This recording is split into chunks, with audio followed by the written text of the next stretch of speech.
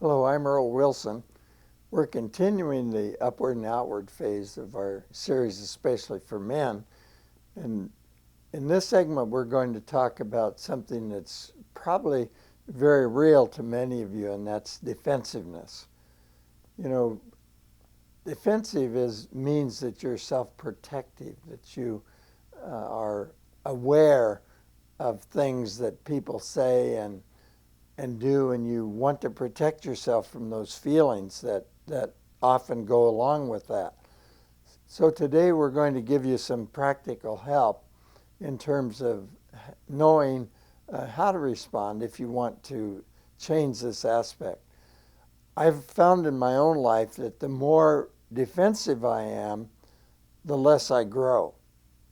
Because oftentimes when I grow is when I receive input from other people. And even though I don't like it, that even includes input I receive from my wife. And so maybe that's the most important, being I want to continue to live with her. But when you are going to deal with defensiveness, you have to, first of all, be able to recognize it. And sometimes the way you recognize defensiveness is just to listen to your body. You can feel the tenseness in your stomach. You can feel your knuckles want to contract into a fist, or you can imagine your brain saying, no, that's not true. And so you constantly deal with that. But if you're going to deal with defensiveness, you have to resist the urge. You have to get beyond that urge, because the urge is going to say, don't take anything this person says to you to be true.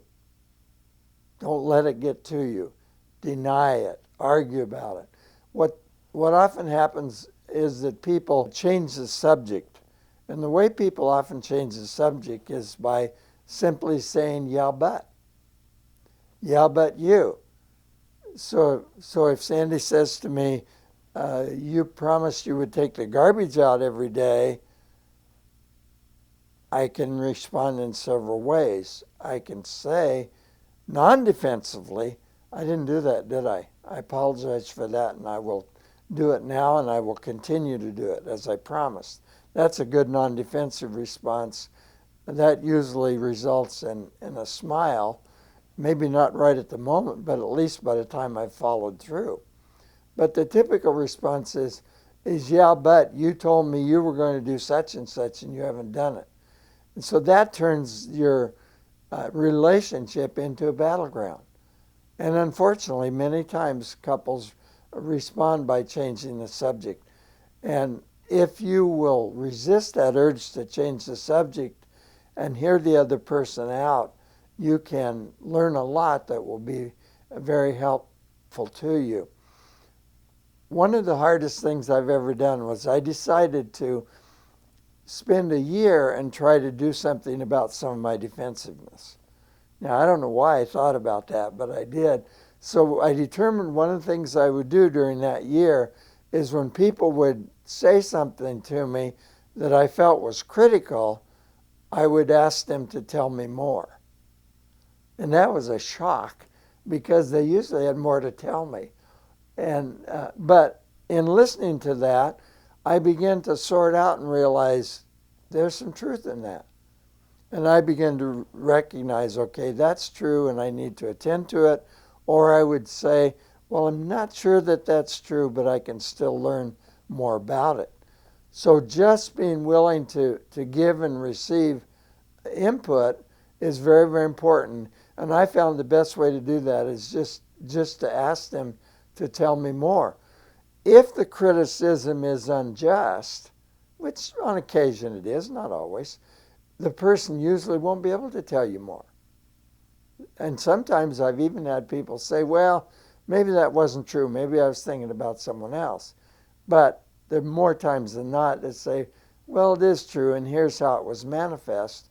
And then I'd sometimes realize, okay, that isn't what I want to do. That isn't who I want to be. And so I need to correct that.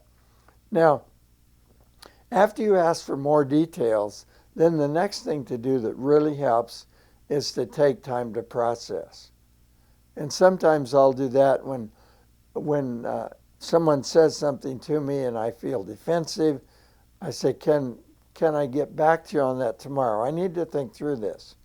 And I'll say to my wife, if I respond to this right now, I'm only going to respond defensively. But if I think it through, we might have something to talk about tomorrow. Now, it's important to come back to it tomorrow. And I've found that whether I agree or disagree, I still need to come back to it tomorrow.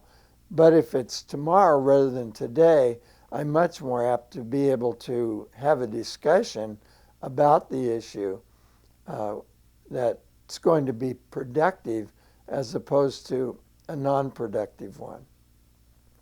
Now, a typical thing that men get defensive about is oogling women, especially men that are watching this video, because they will sometimes be said by their it will be sometimes spoken to by their wife, and she will say something like, I saw you looking at that woman. And the person's response may be, or often is, I didn't look at that woman. I wasn't looking at that woman. And then they get stuck in an argument. Nothing productive happens. So my advice is often to say, I wasn't aware. If you truly believe, if you know you were looking at the woman, admit it and say, that's a habit that I need to stop. Thank you for reminding me. I don't like to hurt you in that way. I know it's hurtful to you. But if a person isn't aware of it, say, I wasn't aware of it, tell me what you saw. Because a lot of times when you have been oogling women for a long period of time, you develop such a habit of it, you may do it automatically and not even be aware of it. So getting that input is very important. And then sometimes you might say, well, I wasn't aware of it, but I know that that's hurtful to you, and I will stop that. I will work on that. I will continue to struggle against that. Now, one of the most unproductive things you can do is to become silent and sullen, no response. And that's the way you feel like sometimes. If she's going to do that to me, I'll just withdraw from her. And that gets you nowhere. You don't learn anything. She doesn't learn anything. The situation goes from bad to worse. So silence is not the good response at all. Another thing that's not a good response to defensive feelings is to make promises that are vain, promises that you'll never keep, or that maybe sometimes you make so many promises that you couldn't possibly keep them all. A good example is one man said, my wife has posted a big honeydew list for me. It's right on the refrigerator where I can see it. And I told her I'd do everything on that list because I'd been bad to her, and I told her I was just going to make it up. I was going to do everything on that list. And I said to him, what's the probability of you doing that? I said, what's the probability of you doing everything on that list? And he says, well, I'll get most of it. And I said, what's that going to communicate to her? Well, it's going to communicate to her that I'm not trustworthy, that I've done it again. I've made promises that I can't possibly keep. So the more you ask for input and the more you stick with it and see it through and make your emphasis on changing behaviors that are important enough for you to change. Now, there's some things that might be just differences. I have told Sandy on occasion, that's important to you. In this particular case, if that's that important to you, you may have to do it yourself because I'm not likely to get it done. Now, that's usually a point of debate, but it's an honest point of debate where we're sharing what's going on. And we have learned sometimes that rather than get defensive about stuff, we will work through the issues. I'm an introvert. She's an extrovert. One day I was sitting in my chair comfortably, getting ready to settle in for the first football game that came on.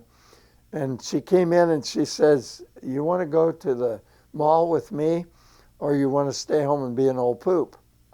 And I said, that's an offer that's too good to refuse, to be an old poop.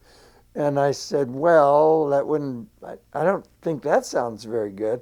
But then I said, I would love to go to the mall with you, but the mall has different meanings for you than it does for me. And so let's talk about that. I said, I'm not willing to sign a blank contract and say I'll go to the mall with you all day. But I said, I will go to the mall with you for a couple hours. And she said, okay, we can have a good time in a couple hours. And then she kind of grinned and said, and how about after that, I'll come home and watch the football game with you. And that turned out to be a very good day, where some of the days when I've only responded defensively, or I didn't do that, or you're always trying to make me do this or that, it hasn't turned out so good. So it's worth it to examine your defensiveness and ask God to help you to find ways to relate differently with the people. Because after all, the people who see you from the outside are the people that can give you input that can help you to grow and become the kind of person that you'd most admire in yourself.